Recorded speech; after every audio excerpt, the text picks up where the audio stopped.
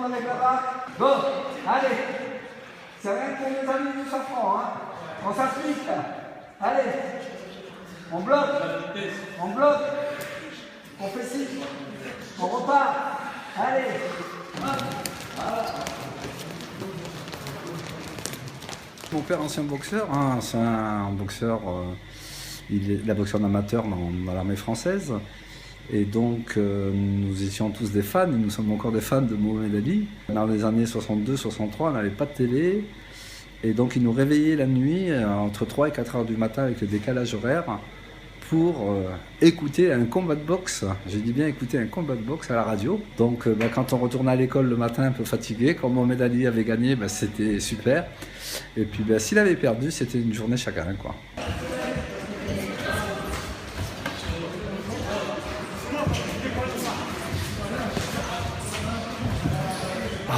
Ce que j'aime dans la boxe. La dépense intérieure, après tout ce qui amène sur le respect, même dans la vie, on apprend beaucoup sur la boxe. Ça me casse du boulot, ça me casse de la vie quotidienne, ça me permet de rencontrer d'autres personnes. Voilà quoi, c'est surtout le poids, moi, c'est surtout le poids. Si j'arrête, je sais que comment je mange, ça sera pas bon.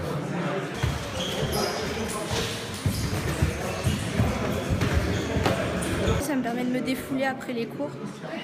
Et ça me fait du bien parce qu'ici tout le monde est sympathique, donc du coup ça détend l'atmosphère de la journée. Je suis obligé de venir m'entraîner, pousser un peu les limites.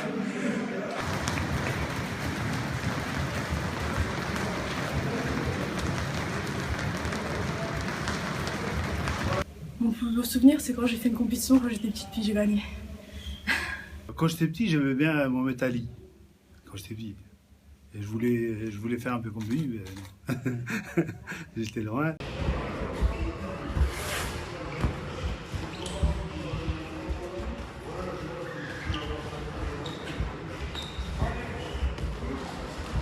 J'aime bien la belle boxe. Après Mohamed Ali, c'est un poids lourd, il avait une super belle boxe.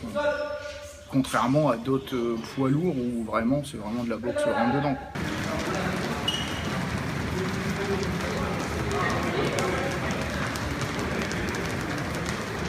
Kinshasa, oui, je l'ai vu, revu. C'est un grand combat. C'est un grand combat. C'est un artiste. Il a su faire de la boxe. D'ailleurs, à partir du business qu'il a donné au sport, hein, maintenant, beaucoup de sports se servent un peu de ces conférences de presse, ces façons de faire monter les enchères. Voilà. Il a marqué son temps, quoi. C'est Monsieur Ali. La boxe est par définition un sport de combat opposant deux adversaires qui se frappent à coups de poing. La boxe est le conflit physique le plus simple du monde. Cette simplicité élémentaire a fait sa popularité. Un combat est une intrigue autonome, avec ses rebondissements, ses enjeux, ses joies et ses peines, son suspense et son dénouement. Exigeant et rigoureux, le monde de la boxe ne pardonne aucun faux pas. Après la gloire et l'argent, un boxeur défaillant peut tomber dans la déchéance et l'oubli. Pour toutes ces raisons, la boxe fascine.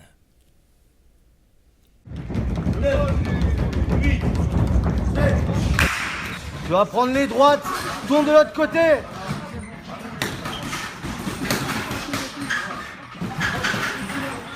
Allez, allonge le gauche, allez, allonge. Allonge.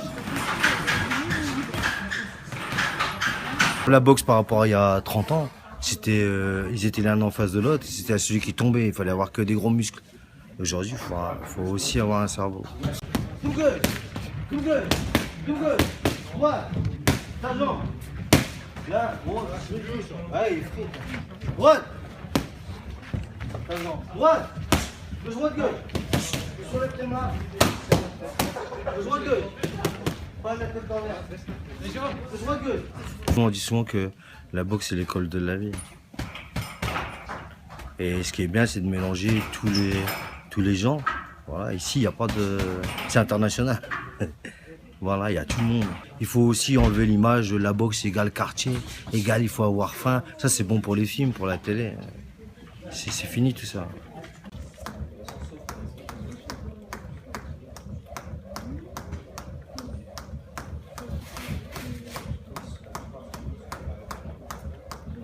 Derrière ça, il y a quand même un côté social. Il faut quand même que je réunisse certains jeunes, que j'aille voir les parents. Souvent les parents me téléphonent, ouais ça va pas. Bon, j'essaie de régler. Parce que dans éducateur sportif, il y a éducateur dedans. Et je pense qu'en anglaise, un éducateur sportif en boxe anglaise, c'est pas pareil qu'un éducateur sportif au tennis. Il a moins de problèmes à régler. Viens là, toi. Attends, c'est qui commence à...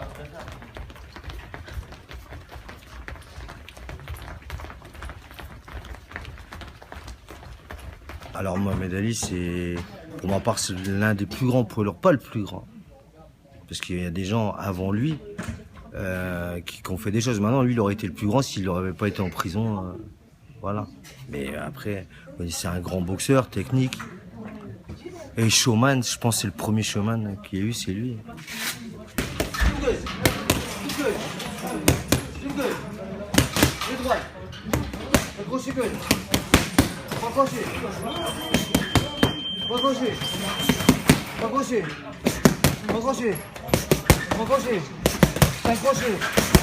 Bon, après, si tu prends dans les lourds, c'était Tyson. C'est tous ceux qu'on fait. c'est tous ceux qu'on fait la boxe. C'était pas encore pareil. Ouais, Ali, c'est sûr que c'est le meilleur en technique, en style. C'est un style, ça, je Oui, c'est un style, oui.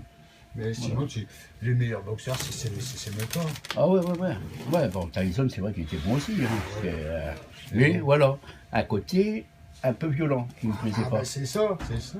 Bon, la boxe, c'est tout. Hein. Attends, la boxe, c'est un sport, déjà, avant tout.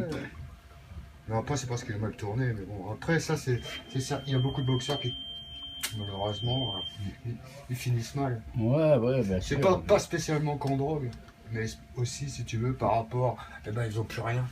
Non, puis là, bon, c'est lui qui calcule. La boxe, c'est pas assez reconnu à la fin de carrière. Ouais, non. C'est pas comme un footballeur. Le travail, d'abord, il est fait dans les petites salles. Après, il y a des requins. Parce que la boxe, quoi qu'on dise, c'est un milieu de requins. Et ils récupèrent directement le travail fait par d'autres. Et ils gagnent de l'argent, bien sûr, sur ce que nous, on a fait.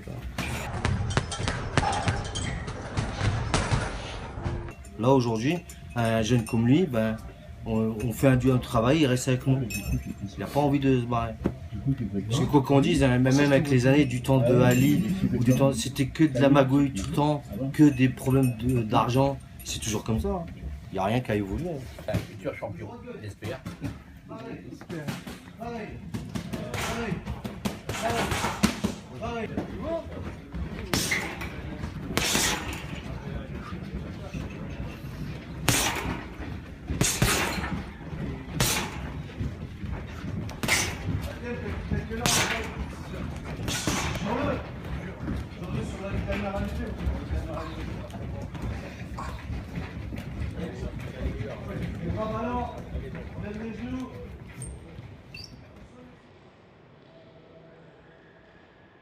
La vie sous beaucoup d'aspects est une métaphore de la boxe. Tel l'un de ces combats qui se poursuivent round après round, coups manqués, corps à corps, votre adversaire si semblable à vous qu'il est impossible de ne pas voir qu'il est aussi vous. Mais la boxe n'est nullement une métaphore pour la vie. La boxe n'est que la boxe.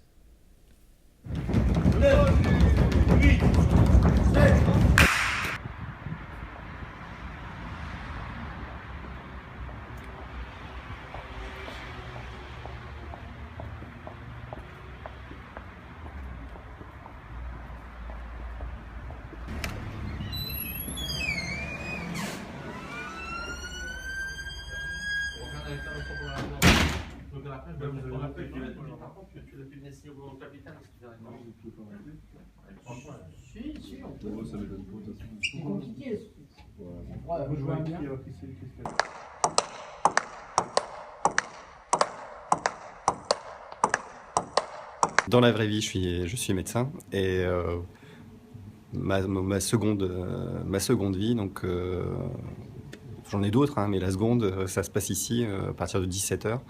Donc je m'occupe du club de ping-pong.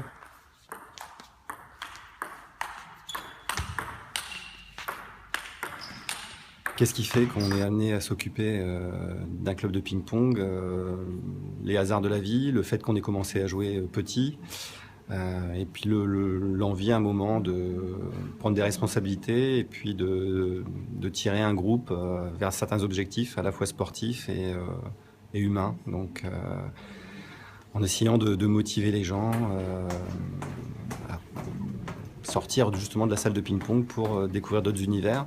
Au départ, dans les années 20, c'était un garage. Ça a commencé par être un garage Citroën. Et si on gratte la peinture sur le fronton là-bas, il y a encore Citroën en dessous. Ça a été ensuite un cours de tennis du club voisin de la AC. Et en fait, c'est devenu la salle spécifique de tennis de table de la SC en 75. Donc, effectivement, c'est une très belle salle avec une dizaine de mètres de hauteur. Donc on peut faire vraiment des balles hautes. Et puis 24 tables qui sont installées en permanence.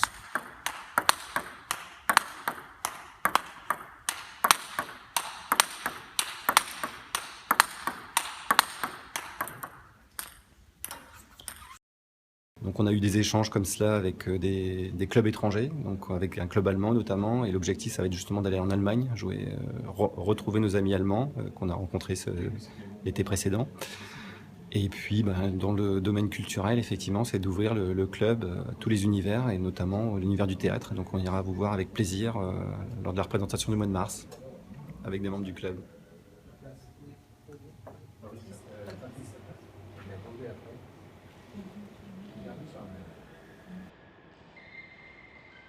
L'idée selon laquelle, dans chaque secteur, dans chaque discipline, il faut qu'il y ait un premier, un deuxième et un troisième est une aberration. La compétition, c'est la volonté d'être meilleur qu'autrui, de le dépasser, quitte à tout faire pour le détruire. Dans le domaine du sport, la compétition engendre le dopage, les pots de vin. Elle transforme des êtres humains en une nouvelle espèce, intermédiaire entre les humains et les monstres. Dans le domaine économique, elle génère les escroqueries, les actions malveillantes ou agressives entre sociétés concurrentes.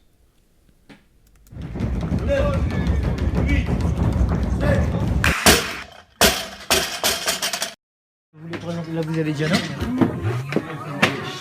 Diana qui est... Ensuite, vous avez Émeric qui est mon fils. D'accord. Et là, il y a Gabriel. D'accord. Là-bas, on a Pierre qui est également. Ensuite, ici, on a Badreddine. Le club vient de se créer il y a quelques mois, ça fait 5 mois. Ça, c'est un souhait que je désirais parce que l'haltérophilie a existé sur le quartier et et à très haut niveau. Hein. Et je trouvais dommage aujourd'hui qu'il n'y ait plus d'haltérophilie sur le quartier, d'accord. Et c'est quelque chose que j'ai toujours voulu mettre en place. Et j'ai eu la chance d'avoir une petite équipe avec moi aujourd'hui, qui est mon président du club, Lionel Capron, qui était responsable du service des sports d'Amiens Métropole, d'accord, que j'ai été chercher, d'accord. Également Jérôme. Hein. Jérôme qui, lui, a voulu également s'impliquer dans l'aventure. Hein. On essaye tant bien que mal de former notre club, de faire grimper un petit peu le club. En fait, c'est je sais pas comment on peut dire ça, le dépassement de soi-même. C'est aller chercher tout ce qu'on a pour atteindre la performance. Donc c'est ce que j'aime bien dans l'haltérophilie. Il y a beaucoup de critiques là-dedans, parce que quand tu es une fille et que tu le fasses, on te critique beaucoup. Déjà les critiques venant des garçons qui te disent que tu es trop musclé, ça fait garçon, tout ça, et c'est pas beau. Et comme au début, j'ai eu beaucoup de critiques par rapport à ça, c'est pour ça déjà j'ai arrêté. Et après, j'ai eu beaucoup de conseils venant des gens qui m'aiment, des personnes importantes. Et puis j'ai recommencé et ils m'ont appris d'avoir confiance en soi-même et voilà, d'être forte. Dans les 6 mois à venir, ce qui est surtout important pour nous au niveau du club, c'est que les jeunes ne soient pas toujours axés que sur l'haltérophilie. Cette jeunesse-là aussi a besoin maintenant, ils ont des âges qui leur permettent d'accéder à des formations dans le cadre de l'animation ou du sport, être animateur dans un centre de loisirs, être animateur sportif. Si on a un diplôme d'animateur plus un diplôme sportif, on peut être les deux, et ça peut leur permettre à eux de pouvoir, à un moment donné, trouver un petit boulot pendant les vacances, pendant l'été, et puis pourquoi pas un jour être entraîneur d'une autre salle. Si demain on se retrouve avec 50 ou 60 licenciés, on ne pourra pas accueillir tout le monde ici, donc il va falloir qu'il y en ait parmi eux qui aient envie de s'orienter vers cette formation.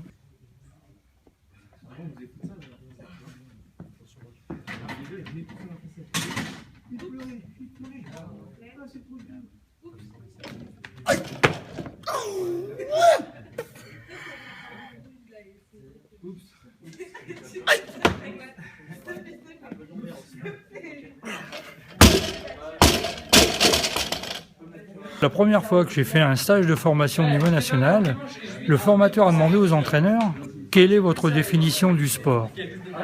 On a tous donné une définition qui était plus ou moins argumentée, fondée.